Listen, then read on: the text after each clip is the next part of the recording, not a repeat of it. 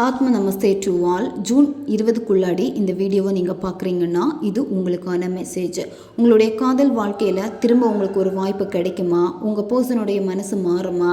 இந்த ரிலேஷன்ஷிப் இனிமேல் எப்படி போகும்? அதை பற்றியெல்லாம் டீட்டெயில்டாக இந்த ரீடிங்கில் தெரிஞ்சுக்க போகிறோம். இந்த கார்டு எனர்ஜி கூட கனெக்ட் ஆகிறதுக்காக உங்கள் பர்சனை மனசில் நினச்சிட்டு கமெண்டில் மேஜிக் டைப் பண்ணுங்கள். இந்த கார்டு எனர்ஜி கூட கனெக்ட் ஆகிருவீங்க. நம்ம சேனலுக்கு நீங்கள் இதான் ஃபஸ்ட் டைம் வரீங்கன்னா மறக்காமல் சப்ஸ்கிரைப் பண்ணிக்கோங்க. பக்கத்தில் இருக்கக்கூடிய பெல் பட்டனையும் கிளிக் பண்ணிக்கோங்க. அப்போ தான் நான் போடக்கூடிய வீடியோஸ் எல்லாமே உடனுக்குடன் உங்களுக்கு நோட்டிஃபிகேஷனில் வந்துக்கிட்டே இருக்கும். உங்களுக்கு எங்கிட்ட பர்சனலாக கிளாஸஸ் எடுத்துக்கணும் அல்லது உங்களுக்கு பர்சனல் டேரோக்கோ ரீடிங் தேவைப்பட்டுச்சுன்னா இன்ஸ்டா அல்லது மெயிலில் காண்டாக்ட் பண்ணுங்கள்.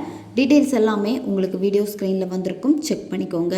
இப்போது இந்த ரீடிங்கில் நம்ம போகலாம். உங்களுடைய ரிலேஷன்ஷிப்லேயும் சரி, உங்களுடைய வாழ்க்கையிலையும் சரி, சடனாக ஒரு மாற்றம் நடக்க போகுது. உங்கள் ரிலேஷன்ஷிப்பில் சடனாக ஏற்படக்கூடிய மாற்றம் எப்படி இருக்குன்னு பார்க்குறப்ப ஒரு சிலருக்கு இந்த ரிலேஷன்ஷிப்பில் மாற்றம் வரப்போகுது. அதாவது நீங்கள் இந்த ரிலேஷன்ஷிப்பை ரொம்ப நல்லா கொண்டு போயிருப்பீங்க.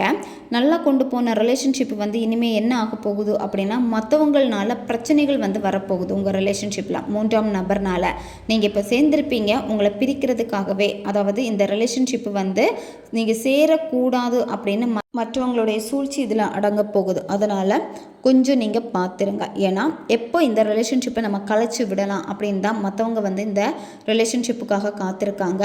அதே மாதிரி உங்கள் ரிலேஷன்ஷிப்பில் நிறைய பொய்கள் உங்கள் நபர் சொல்லியிருக்காங்க.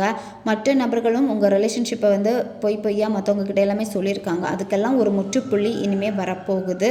உங்கள் நபர் ரொம்ப நாளாகவே ஒரு விஷயத்தை மறைக்கிறாங்க. அந்த மாதிரி உங்ககிட்ட தோணிக்கிட்டே இருக்கும், இவங்க எதையோ மறைக்கிறாங்க அப்படின்னு. இனிமேல் என்னாக போகுதுன்னா ஒரு நொடியில் அந்த உண்மை எல்லாமே வெளிப்பட போகுது. உங்கள் பர்சனே சொல்லுவாங்க, நான் எந்த உண்மையை மறைச்சிட்டு இருந்தேன் அப்படிங்கிறத உங்ககிட்ட வெளிப்படுத்துவாங்க. இவ்வளோ நாள் உங்களை வேணாம்னு சொல்லியிருப்பாங்க. மற்ற நபர்களுக்காக, வேறு காரணத்துக்காக எல்லாமே வேணான்னு சொல்லியிருப்பாங்க. ஆனால் அவங்க மனசில் என்ன இருக்கோ அதை உங்ககிட்ட சொல்லுவாங்க. சொல்லிட்டு நீங்கள் தான் வேணும் அப்படின்னு அவங்க சொல்லுவாங்க. ஏன்னா எப்போ வேணும்னாலும் உங்கள் நபருடைய மனசு மாறும். சரியா? ஒரு நொடியில் மாறும். அதனால் இப்போ நடக்கக்கூடிய அந்த நெகட்டிவான சிச்சுவேஷனை நினச்சி நீங்கள் கவலைப்படாதீங்க. உங்ககிட்ட நிறைய எதிர்பார்ப்புகள் இருக்குது. இந்த ரிலேஷன்ஷிப்பில் நீங்கள் நிறைய எதிர்பார்ப்புகள் வச்சுருக்கீங்க. அது மட்டும் இல்லாமல் இந்த ரிலேஷன்ஷிப்பை எப்படியாவது நீங்கள் எடுத்துக்கணும்னு தான் ஆசைப்படுறீங்க. பெரிய மாற்றம் இந்த ரிலேஷன்ஷிப்பில் இருக்குது. அது கூடவே சேர்ந்து உங்களுக்கு குழப்பமும் அதிகமாக இருக்கும். சரியா? இப்போது நீங்கள் ரொம்ப குழப்பமாக இருக்கீங்க. அதே மாதிரி இந்த ரிலேஷன்ஷிப்பில் ஏற்கனவே நிறைய சரிவுகளை நீங்கள் பார்த்துட்டீங்க. அது மட்டும் இல்லாமல் இனிமேல் உங்களுடைய தன்னம்பிக்கையை தான் நீங்கள் அதிகப்படுத்த போகிறீங்க. உங்களுக்கு என்ன தேவை இல்லையோ அந்த விஷயத்தை நீங்கள் கைவிட்டுருங்க. சரியா? தவிர்க்க முடியாத நிறைய மாற்றங்கள் வந்திருக்கு இந்த ரிலேஷன்ஷிப்பில். நீங்கள் எதிர்த்து போராடிக்கிட்டே இருக்கீங்க, உங்களுக்குன்னு ஒரு மாற்றம் வேணும் அப்படின்னு. ஆனால் என்னென்னா நீங்கள் இன்னுமே ஒரு கம்ஃபர்ட் ஜோனில் தான் நீங்கள் இருக்கீங்க. உங்கள் பர்சன் இப்போ உங்களை வேணான்னு சொல்கிறாங்க அப்படின்னா நீங்கள் வேணும்னு நிற்கிறீங்க. ஒரு குழப்பத்தோடையே பயமும் உங்ககிட்ட இருக்குது. சரியா? அதனால் நீங்கள் எல்லாமே உடனே மாறணும் அப்படின்னு நினைக்காதீங்க. கொஞ்சம் கொஞ்சம் தான் எல்லாமே மாறும். சரியா? அதே மாதிரி உங்களுடைய இந்த ரிலேஷன்ஷிப்பில் திடீர்னு ஒரு பிரேக்கப்பை நீங்கள் சந்திச்சிருக்கீங்க. அதாவது அந்த பிரேக்கப் எதுக்கு நடந்துச்சுன்னு கூட இப்போ வரைக்கும் உங்களுக்கு தெரியலை. நான் என்ன தப்பு பண்ணேன், என்னை விட்டு ஏன் இவங்க விலகி போனாங்க, அந்த ஒரு மைண்ட் செட்டில் தான் நீங்கள் இப்போவும் இருக்கீங்க. ஏன்னா இந்த ரிலேஷன்ஷிப்பில் சடனாக ஒரு பிரேக்கப்பை சந்தித்தது உங்களுக்கு லைஃப்லேயே ஒரு பெரிய அடியை கொடுத்துருக்கு. அது மட்டும் இல்லாமல் உங்களுக்கு ரொம்ப பயம் இருக்குது. நான் தனிமையில் இருப்பனோ, தனிமையாக இந்த லைஃப் போயிருமோ, என் பர்சன் என்னை விட்டுட்டு போயிடுவாங்களோ அப்படின்னு ஒரு பயம் அதிகமாக இருக்குது. ரிலேஷன்ஷிப்பை நினச்சாலே அந்த உறவு நீடிச்சிருக்காதா அப்படிங்கிற ஒரு பயம்தான் உங்களுக்கு அதிகமாக இருக்குது. உங்கள் வாழ்க்கையில் இப்போ நிறைய சரிவுகளை பார்த்துருக்கீங்க. தொழில் சரி, வேலையும் சரி, அது மட்டும் இல்லாமல் வேறு சில விஷயங்களையும் சரி, நீங்கள் நிறைய சரிவுகளை பார்த்துருக்கீங்க. இப்போ மனசோர்வு உங்களுக்கு அதிகமாக இருக்குது. நீங்கள் மனசை மாற்றணும்னு நினைக்கிறீங்க, திட்டமிடுறீங்க, எல்லாத்தையும் நல்லதாக கொண்டு போகணும்னு நினச்சாலுமே உங்களால் கொண்டு போக இப்போ முடியாது. உங்கள் பர்சன் உங்ககிட்ட சொல்லியிருப்பாங்க, இந்த ரிலேஷன்ஷிப் எண்ட் ஆயிடுச்சு, இந்த ரிலேஷன்ஷிப்புக்காக நீ காத்துட்ருக்காத, எனக்காக நீ காத்துட்ருக்காத, எல்லாமே முடிஞ்சு போயிடுச்சு, எனக்கு இனிமேல் நீ வேண்டாம் அப்படின்னு தான் உங்ககிட்ட சொல்லியிருப்பாங்க. உங்கள் பர்சன் என்ன தான் இந்த ரிலேஷன்ஷிப்பு முடிஞ்சு போச்சுன்னு உங்ககிட்ட சொல்லியிருக்கலாம். அல்லது சிலருக்கு இப்போ பிரேக்கப்பை சந்திக்கிற மாதிரியே இருக்கும். சரியாக பேச மாட்டாங்க. நீங்கள் பேச ட்ரை பண்ணாலுமே உங்கள் நம்பர் வேணான்னு ஒதுங்கி போயிருப்பாங்க. பிரேக்கப் அப்புறமா நீங்கள் அவங்கள பார்த்துருக்க மாட்டீங்க, பேசியிருக்க மாட்டீங்க. இந்த மாதிரி இருக்கிறப்போ இந்த ரிலேஷன்ஷிப் திரும்ப கிடைக்குமா அப்படிங்கிற ஒரு சந்தேகம் இருக்குது அப்படின்னா இந்த ரிலேஷன்ஷிப்பில் நியூ பிகினிங் வந்து இருக்குது. சரியா, என்னத்தான் அவங்க வந்து பிரேக்கப் பண்ணிக்கலாம், பிரேக்கப் ஆகியிருந்தாலுமே இந்த ரிலேஷன்ஷிப்பு வந்து கிடைக்காது, நடக்காது அப்படின்னு உங்கள் நபர் சொல்லியிருந்தாலுமே அதை நினச்சி நீங்கள் வருத்தப்பட வேண்டாம். சரியா, ஏன் அப்படின்னா அதில் நல்ல மாற்றங்கள் வரும். அதாவது சடனாக மாறும். சரியா, ஒரு செகண்டில் எல்லாமே மாறும். கண்டிப்பாக திரும்ப வந்து நீங்கள் வந்து பேசுவீங்க. இப்போ உங்களுக்கு ஹீலிங் தான் ரொம்ப ரொம்ப முக்கியம். இந்த ரிலேஷன்ஷிப்பு வந்து க்ரோத் ஆகணும் அப்படின்னா முதல்ல நீங்கள் ஹீல் ஆகணும். ஏன் அப்படின்னா உங்கள் நபர் சில நேரம் உங்களை வேணான்னு சொல்லுவாங்க, சில நேரம் வேணும்னு சொல்லுவாங்க.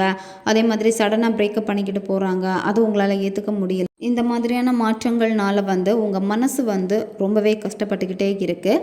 இப்போ இந்த ரிலேஷன்ஷிப்பில் வந்து பழைய அந்த ஃபன் வேணும்னு நினைக்கிறீங்க, பழைய அந்த சந்தோஷம், அவங்க சிரித்து பேசுகிறதா இருக்கட்டும், குழந்தைத்தனத்தை வெளிப்படுத்துகிறதா இருக்கட்டும், உங்கள் 2 பேருக்கு இடையில இருந்த நல்ல கெமிஸ்ட்ரியாக இருக்கட்டும், அதெல்லாத்தையும் ரொம்ப ரொம்ப நீங்கள் மிஸ் பண்ணுறீங்க.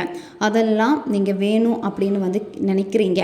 இது வந்து திரும்ப கிடைக்குமான்னு பார்க்குறப்ப இதுக்கு வந்து டைம் வந்து தேவைப்படும். சரியா, அதனால் கொஞ்சம் நீங்கள் டைம் வந்து எடுத்துக்கோங்க. இப்போ இந்த டைம் வந்து எதுக்காக நீங்கள் எடுத்துக்கணும்னு பார்க்குறப்ப நீங்கள் ஹீல் ஆகிறதுக்காக எடுத்துக்கணும். சரியா, எல்லாமே வந்து நல்லபடியாக மாறும், ஆனால் அதுக்குன்னு டைம் இருக்குது. அந்த டைம் வந்து நீங்கள் எடுத்துக்கோங்க. இப்போ என்ன அப்படின்னா இந்த ரிலேஷன்ஷிப்பை வந்து நீங்கள் டிபெண்ட் பண்ணி இருக்காதீங்க.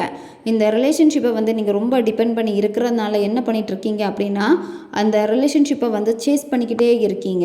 எங்கே என்னை விட்டு போயிருமோ அப்படின்னு சொல்லிட்டு அவங்கள தொடர்ந்து ஃபாலோ பண்ணுறதா இருக்கட்டும், கால் பண்ணுறதா இருக்கட்டும், மெசேஜ் பண்ணுறதா இருக்கட்டும், இந்த மாதிரி எல்லாமே நீங்கள் செஞ்சிட்ருக்கீங்க. இந்த மாதிரி நீங்கள் செய்யாதீங்க. சரியா, இப்போ இந்த ரிலேஷன்ஷிப்பில் வந்து எந்த பயமும் வேண்டாம். சரியா, அதே மாதிரி உங்கள் நபருக்குமே வந்து இந்த ரிலேஷன்ஷிப்பில் வந்து ஈகோ இருக்குது. உங்கள் பர்சன் உங்கள் மேலே வந்து ஒரு அட்ராக்ஷன் வச்சுருந்தாங்க. அவங்க எப்படின்னா இப்போ வந்து உங்ககிட்ட ஏமாத்தினேன், உன்னை நான் ஏமாத்தினேன், தேவைக்கு தான் யூஸ் பண்ணேன், இந்த மாதிரி கூட சொல்லுவாங்க. உங்கள் பர்சன் இப்போ உங்களை அவாய்ட் பண்ணுறதுக்கான காரணம் வந்து தேர்ட் பார்ட்டி வந்து இருக்காங்க. சரியா, தேர்ட் பார்ட்டி இருக்கிறதுனால இப்போ அவங்களுடைய பேச்சுக்கள் அதிகமாக தேர்ட் பார்ட்டி கிட்ட தான் வந்து இருக்குது. தேர்ட் பார்ட்டி கிட்ட ஒரு அட்ராக்ஷனை வந்து அவங்க உணர்றாங்க. தேர்ட் பார்ட்டியை வந்து ஃப்ளர்ட் பண்ணிகிட்ருக்காங்க, டேட் பண்ணிகிட்ருக்காங்க. சரியா, இந்த மாதிரியெல்லாம் இருக்குது. அதனால தான் உங்கள் நபர் இந்த மாதிரி உங்ககிட்ட நடந்துகிட்ருக்காங்க. உங்களுக்கு ஒரு பயம், தேர்ட் பார்ட்டி கிட்ட போயிடுவாங்களோ அப்படிங்கிறதுக்காக தான் நீங்கள் இந்த ரிலேஷன்ஷிப்பில் வந்து அதிகமாக சேஸ் பண்ணிக்கிட்டே இருக்கீங்க. நீங்கள் சேஸ் பண்ணுறதுனால இங்கே எதுவுமே ஆக போகிறது கிடையாது. சரியா, ஏன் அப்படின்னா இந்த ரிலேஷன்ஷிப்புக்கு வந்து நீங்கள் கொஞ்சம் டைம் கொடுத்து தான் ஆகணும். நீங்கள் நம்பணும். சரியா, இந்த ரிலேஷன்ஷிப் வந்து உங்களுக்கு கிடைக்கும், எல்லாமே மாறும் அப்படிங்கிற ஒரு நம்பிக்கையை மட்டும் நீங்கள் வச்சுக்கோங்க. இந்த லவ் வந்து உங்களை தேடி வரப்போகுது. சரியா, சடனாக வந்து ஒரு மிராக்கிள் வந்து உங்களுக்கு நடக்கும். சடன் சர்ப்ரைஸ், அது வந்து ரொம்ப நாள் நீங்கள் பார்க்காம இருந்துட்டு சடனாக பார்ப்பீங்க. அதே மாதிரி இந்த பர்சன் கிட்ட சடனாக உங்களுக்கு வந்து ஒரு கால் அல்லது மெசேஜ் வரும், அல்லது உங்ககிட்ட வந்து ஒரு ஹெல்ப் கேட்பாங்க.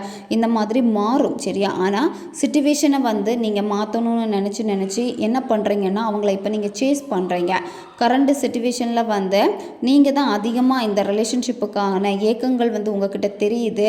அது மட்டும் இல்லாமல் உங்கள் பர்சனை வந்து நீங்கள் ரொம்ப மிஸ் பண்ணுறீங்க. ஏன்னா இப்போ வந்து ரொம்பவே ஈகோத்தனமாக நடந்துக்கிறாங்க. அவங்களுடைய பேச்சுக்கள் எல்லாமே எப்படி இருக்குன்னு பார்க்குறப்ப நீங்கள் பயப்படுவீங்க. அவங்களுடைய ஒவ்வொரு பேச்சுக்களும் வேணாம், திமிரு பிடிச்ச மாதிரி தான் அவங்களுடைய பேச்சுக்கள் வந்து இருக்கும். இதுதான் உங்களை வந்து காயப்படுத்திக்கிட்டே வந்து இருக்குது. நீங்கள் உங்கள் பர்சனை தேடி போகாதீங்க, அவங்க உங்களை தேடி வருவாங்க. அதுக்கான டைம் பிரபஞ்சம் கொடுத்துருக்காங்க. அந்த டைம் பீரியடில் வந்து கண்டிப்பாக உங்ககிட்ட வருவாங்க, உங்களை தேடி வருவாங்க, உங்ககிட்ட நல்லா பேசுவாங்க. அதனால் இப்போ நடந்துகிட்டு இருக்கக்கூடிய சிச்சுவேஷன் எல்லாம் தடுக்கணும்னு நினச்சிங்கன்னா கூட எல்லாமே உங்களுக்கு ஆப்போசிட்டாக தான் நடக்கும். சரியா, அதனால் எப்போவுமே நீங்கள் உங்களுடைய மைண்டை வந்து பாசிட்டிவாக வச்சுக்கோங்க, பாசிட்டிவான மைண்ட் செட்டில் இருங்க. அதே மாதிரி மேனிஃபெஸ்டேஷன் பண்ணுங்கள். எக்ஸாக்டாக உங்களுக்கு என்ன வேணுமோ அந்த விஷயத்தை நினச்சி நீங்கள் மேனிஃபெஸ்ட் பண்ணுங்கள். கண்டிப்பாக அது வந்து உங்களுக்கு கிடைக்கும். அது மட்டும் இல்லாமல் நீங்கள் அதிகமாக நன்றி உணர்வை வந்து பிரபஞ்சத்துக்கு செலுத்துங்க. சரியா, இதுதான் நீங்கள் செய்ய வேண்டியது. நன்றி உணர்வோடு இருங்க. உங்களுக்கு என்ன வேணுமோ அந்த விஷயத்தை தெளிவாக நீங்கள் மேனிஃபெஸ்டேஷன் பண்ணுங்கள்.